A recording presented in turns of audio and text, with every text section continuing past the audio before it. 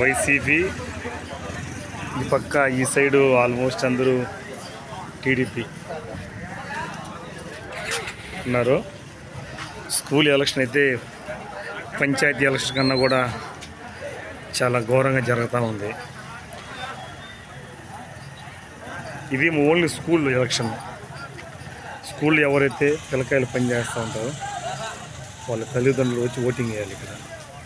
కానీ ఇక్కడ ఎలా ఉందంటే తల్లిదండ్రులు పిల్లకాయలు ఊరేస్తున్నారు. స్కూల్లో చదవని తల్లిదండ్రులు కూడా వచ్చి ఇక్కడ దూరంగా వాళ్ళ పార్టీల కోసము రెండో పార్టీ నాయకులు మరియు కార్యకర్తలు ఇక్కడ ఉన్నారన్నమాట. చూడండి ఎలా ఉంది.